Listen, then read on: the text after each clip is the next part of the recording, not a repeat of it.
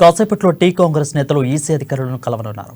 TPCC chief Revanth Reddy, CLP నేత బట్టి విక్రమార్క, వివేక్ వెంకటస్వామి సహా పలువురు నేతలు ఈసీని కలవనున్నారు. ప్రస్తుత ప్రభుత్వ కార్యక్రమాలపై ఈసీకి ఫిర్యాదు చేయనున్నారు. ప్రధానంగా అసైన్డ్ ల్యాండ్, రైతు బంధు నిధుల మళ్లింపుపై ఫిర్యాదు చేయనున్నట్లు తెలుస్తోంది.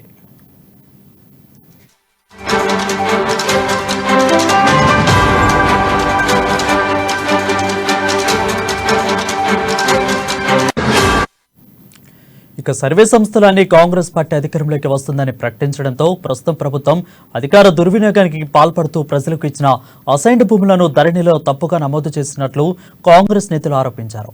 వేరే వ్యక్తుల పేర్ల మీదకు మార్చుకునేందుకు బీఆర్ఎస్ ప్రభుత్వం కుట్రలు చేస్తుందని, రైతులకు రైతు బంధు పథకాన్ని నిలిపివేసిన పరిస్థితుల్లో రాష్ట్రంలో అభివృద్ధి నిధులను పనులు పూర్తి కాకుండానే కాంట్రాక్టులకు దారి మళ్లించేందుకు ప్రయత్నిస్తుందని అన్నారు.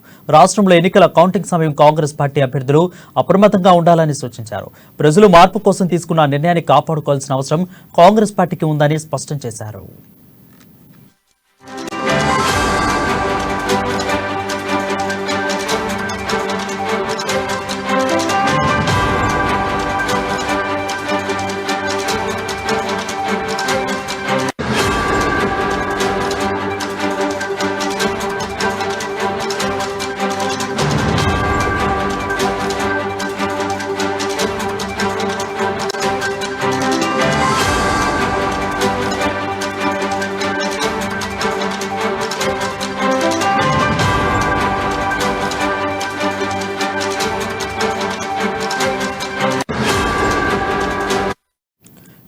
చూసాం. కాసేపట్లో టీ కాంగ్రెస్ నేతలు ఈసీ అధికారులను కలవనున్నారు.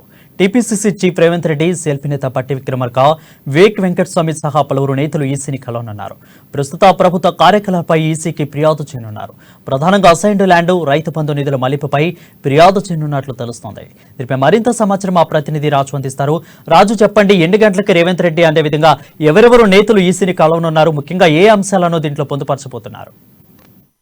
వరుణ్, మరికొద్ది సేపట్లో హైదరాబాద్ లోని బీఆర్కే భవన్ లో సీఈఓ వికాస్ రాజ్ కాంగ్రెస్ నేతలు కలవనున్నారు. ముఖ్యంగా పీసీసీ చీఫ్ రేవంత్ రెడ్డి ఆధ్వర్యంలో కాంగ్రెస్ నేతల ప్రతినిధుల బృందం కొద్దిసేపట్లో సీఈఓ వికాస్ రాజ్ ను కలవనున్నారు. ముఖ్యంగా రాష్ట్రంలో రైతు బంధు నిధులు పక్కదారి పట్టకుండా, అదేవిధంగా అసైన్డ్ భూముల రిజిస్ట్రేషన్లను వెంటనే ఆపాలని, వాటిని ఇక్కడ అధికార దుర్వినియోగం జరిగే అవకాశం కనిపిస్తుంది. ఖచ్చితంగా కేసీఆర్ ఓడిపోబోతున్నారని తెలిసింది కాబట్టే రైతు బంధు నిధులను పక్కదారి పట్టించే అవకాశం కూడా కనిపిస్తా ఉంది. దీన్ని వెంటనే ఆపాలని చెప్పేసి సీఈఓ వికాస్ రాజుకు మరికొద్ది సేపట్లో పీసీసీ చీఫ్ రేవంత్ రెడ్డి వీళ్ళకి వినతి పత్రం ఇచ్చే అవకాశం కూడా కనిపిస్తా ఉంది. ఇప్పటికే మరొక 5 నుంచి 10 నిమిషాల మధ్యలోనే రేవంత్ రెడ్డి ఇక్కడికి చేరుకునే అవకాశం కూడా కనిపిస్తా ఉంది. బీఆర్కే భవన్ లో ఉన్నటువంటి వికాస్ రాజు కలున్నారు. వికాస్ రాజు కొద్దిసేపటి క్రితమే ఆఫీస్ కూడా రావడం జరిగింది. సో వికాస్ రాజు అందుబాటులో ఉన్నారు ప్రజెంట్ అయితే. ఆయన సో వీళ్ళు కొద్దిసేపట్లో వచ్చి ఖచ్చితంగా సీఎం కేసీఆర్ కు అర్థమైపోయింది, రాష్ట్రంలో బీఆర్ఎస్ ప్రభుత్వం మళ్ళీ అధికారంలోకి రాదని.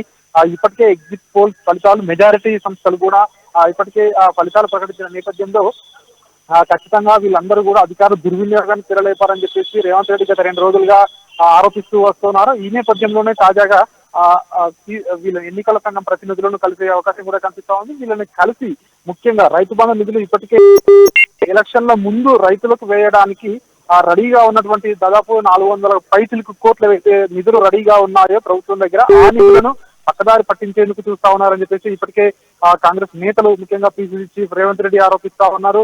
అదేవిధంగా హైదరాబాద్ చుట్టుపక్కల ఉన్నటువంటి అసైన్డ్ భూములు ఏవైతే ఉన్నాయో అవి రిజిస్ట్రేషన్ల ప్రక్రియ ఒకవైపు వాళ్ళ అనునాయులకు కేటాయించేందుకు, అదేవిధంగా వాళ్ళ అనునాయులైనటువంటి సంస్థలకు కేటాయించే అవకాశం కూడా కనిపిస్తా ఉంది. అలాగే కేటాయిస్తున్నారని చెప్పేసి కూడా వీళ్ళు ఆరోపిస్తున్నారు. దీని నేపథ్యంలోనే రాతపూర్వకంగా, లిఖితపూర్వకంగా ఎన్నికల సంఘానికి వీళ్ళు వినతి పత్రం ఇచ్చే అవకాశం కూడా కనిపిస్తా ఉంది. ముఖ్యంగా వెంటనే వీటిని నిలుపుదల చేయాలి కొత్త ప్రభుత్వం ఏర్పడ్డ తర్వాత. ఎందుకంటే ఎలక్షన్ కోడ్ అమల్లో ఉంది కాబట్టి కొత్త ప్రభుత్వం ఏర్పడ్డ తర్వాత మళ్ళీ అమలుకు ఆదేశాలు ఇవ్వాలని చెప్పేసి కోరే అవకాశం కూడా కనిపిస్తా ఉంది. వారు రాజు, ఈసీకి అయితే వీళ్ళైతే ఫిర్యాదు చేయడానికి వెళ్తున్నారు. బట్ ఈసీ ఏ విధంగా దీంట్లో నిజమని తేలితే ఎలాంటి చర్యలు తీసుకునే అవకాశాలు కనిపిస్తున్నాయి రాజు?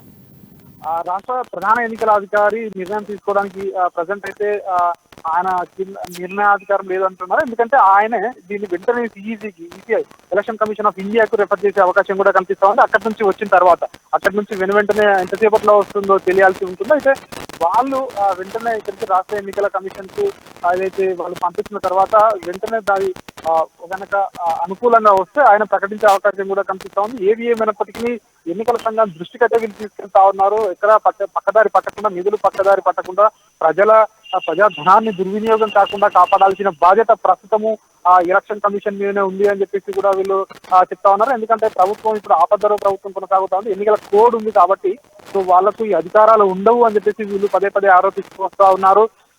అయితే కేసీఆర్ ముఖ్యంగా బీఆర్ఎస్ పార్టీ ఓడిపోబోతా ఉందా అని చెప్పేసి తెలిసిన నేపథ్యంలోనే ఇట్లాంటి అరాచకాలకు తెలదీశారని చెప్పేసి కూడా వాళ్ళు ఆరోపిస్తా ఉన్నారు. అయితే ఎలక్షన్ కమిషన్ ఏ విధంగా స్పందిస్తుందో మనం వేచి చూడాల్సి ఉంది. ఎందుకంటే వికాస్ రాజ్ వెంటనే నిర్ణయం తీసుకుంటారా, లేదంటే కేంద్ర ఎన్నికల సంఘానికి ఆయన రెఫర్ చేస్తారా అనేది చూడాల్సి ఉంది.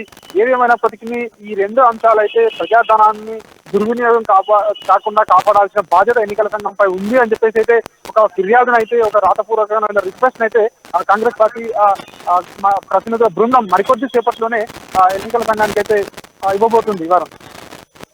ఈరోజు ఆల్రెడీ అయితే బీఆర్ఎస్ నేతలు కాంగ్రెస్ వాళ్ళే రైతు బంధును నిలిపివేశారు, వీళ్ళే సాయశక్తులు ప్రయత్నించారని అయితే బీఆర్ఎస్ నేతలు కాంగ్రెస్ వాళ్ళని ఆరోపిస్తున్నారు. సో ఈ చర్చ తర్వాత దీనికి చెక్ పడే అవకాశాలు ఏమైనా కనిపిస్తున్నాయా? ఖచ్చితంగా ఎన్నికల ముందు ఎందుకంటే బీఆర్ఎస్ పార్టీ ప్రధానంగా కాంగ్రెస్ పార్టీని ఆరోపించింది. ఆ ఎన్నికల సంఘం కూడా వాళ్ళకి క్లియరెన్స్ ఇచ్చింది.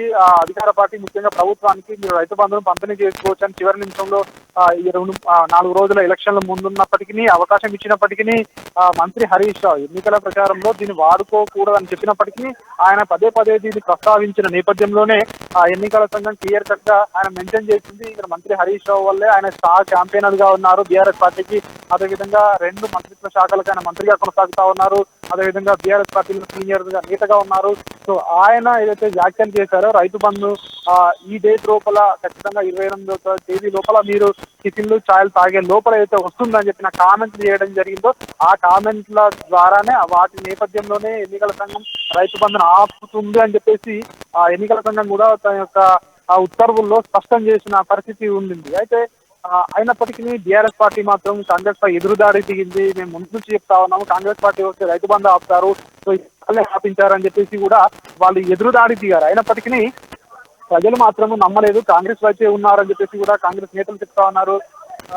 సో మనం చూస్తా ఉన్నాము ఇప్పుడే రేవంత్ రెడ్డి ఇప్పుడే ఎలక్షన్ కమిషన్ కి చేరుకున్నట్టుగా కూడా మనకు తెలుస్తా ఉంది. సో మరికొద్ది సేపట్లో రేవంత్ రెడ్డి CEO వికాస్ రాజ్ని కలిసిన అనంతరం మీడియాతో మాట్లాడే అవకాశం కూడా కనిపిస్తా ఉంది వారు. Thank you Raju for the updates.